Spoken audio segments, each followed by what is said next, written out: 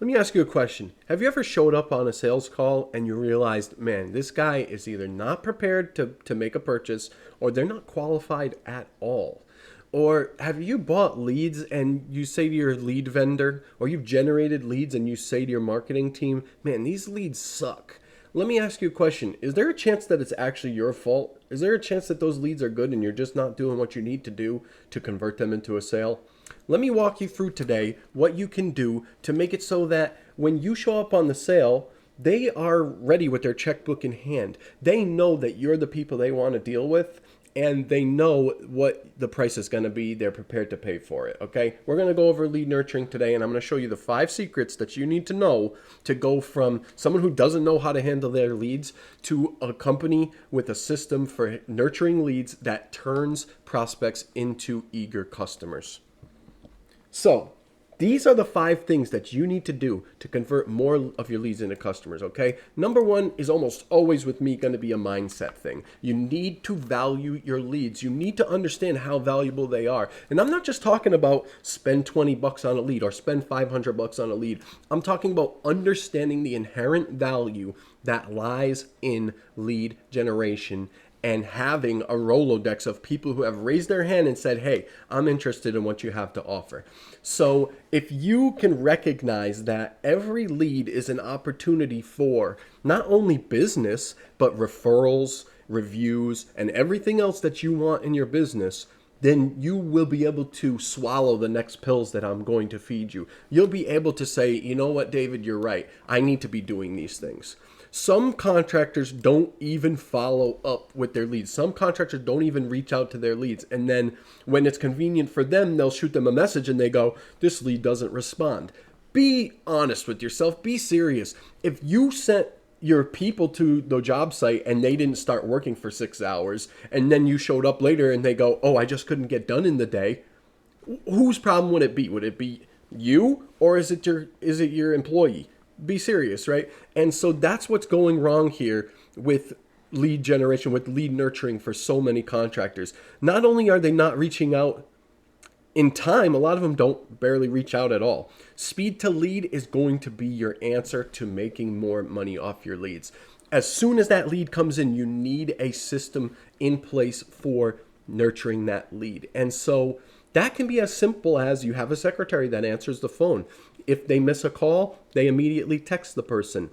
If they're on the other line, they call them back as soon as possible, right?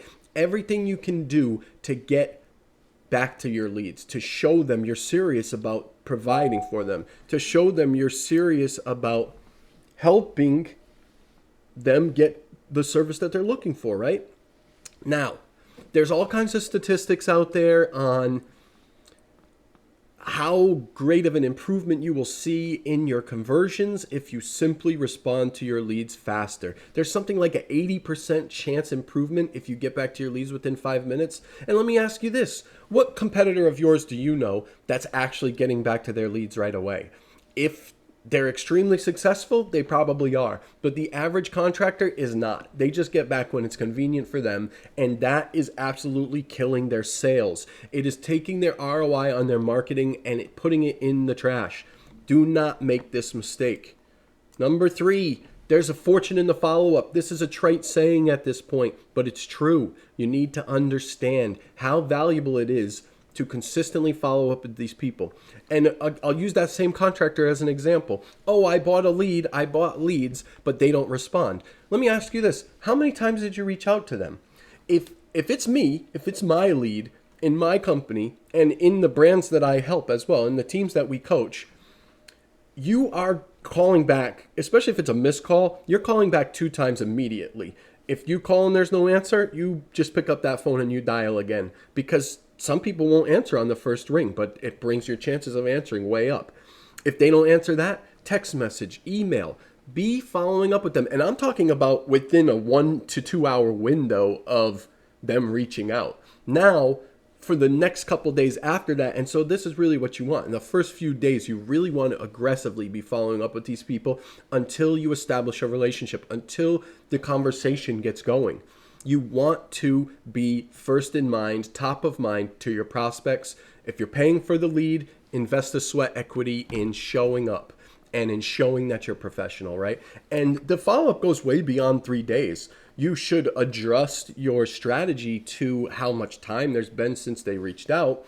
But for the first couple of weeks, you should be following up consistently. And then after that, they should be in some sort of follow-up campaign that reaches out to them with offers, with, tips and tricks and relevant information, news about your company, testimonials, etc. There's so much value in a follow-up. And if you have a system in place for this, you barely have to do anything. The system's doing the work for you. So if you're going to spend $500 on a lead, and the lead is potentially worth to your company 5 figures plus in profit margin, a great review, potential referrals, do not neglect following up, because you've already paid for the lead. Now all you have to do is turn them into a customer. Okay? You have to pre-qualify these people. Quit wasting time on people that are unqualified. Don't show up on a quote unless you know these people can afford you, these people have an actual reasonable timeline for their project, and that they don't show all kinds of red flags that bad customers do. So obviously, that's going to come down to knowing your business and knowing your customers. But if you don't have a system in place for pre-qualifying your leads, you're probably going out on quotes and giving tons of quotes to people that are unqualified. What does that mean? You're wasting time showing up, driving, and giving people the time of day that don't deserve it. And you're wasting money. You're using gas. You're using your company vehicles. You're using your personnel to go out and quote these leads that have no business in interfacing with your company, especially in that capacity. So don't make the mistake of not pre-qualifying. You're putting all this energy and money into these leads. Don't waste money once you've decided that they're not a good fit. You do not need to show up to know they're not a good fit. Be prepared to ask the tough questions. What's your budget? How much do you have in mind? Oh, well, listen, a job like you just described typically goes around this much range. Oh, that doesn't fit your budget? I understand. Maybe we're not the right people for you. We are here for you if you want us to take care of you, and feel free to reach back out. We might even follow up with you. But I just got to tell you, your budgeting is not realistic for working with us. Or same thing with timeline. Oh, you want this job next spring? Well, we can't really, go and quote you. I can't put someone on my team into your time slot to go and tell you something that's not even going to be pertinent by the time you go and get the work done. Prices change, schedules change. I'm not wasting my time, okay? And it's not a disservice. You're not wasting their time either. Disqualifying a prospect is just as valuable as qualifying a prospect. Now, number 5 is use multiple channels, and we've talked about this in some detail where I tell you about the follow-up, right? When you use multiple channels, you are going to elevate your brand in the eyes of your consumer.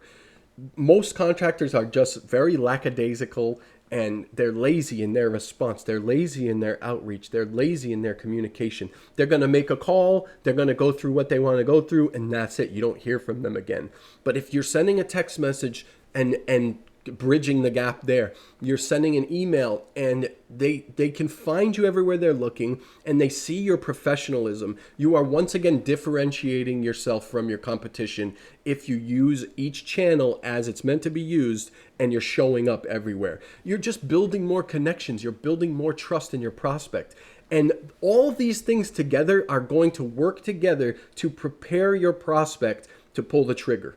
Before you even show up on their property, they're going to have so much trust, they're going to have so much faith in you and your brand that they wouldn't even think about dealing with someone else, because they know you're a true professional and the competition is not. And so what's this going to do? It's going to weed out tire kickers, it's going to weed out the cheapskates, and it's going to give you customers that have an understanding of what value is, what professionalism is, and they pay a premium for that. So if you want to know more of my thoughts on this topic, I do have a blog post that we just released, and you can go and see all kinds of more details about this. If you have any questions, feel free to drop them in the comments, or shoot me an email, whatever you want to do. I'm here to help. But I'm telling you, if you make these changes in your business, it will totally transform your sales process, and you will go from dealing with bad fit customers to your ideal dream customers, and you'll get a way bigger ROI on your marketing spend. So hopefully this serves you, and I'll see you on the next one.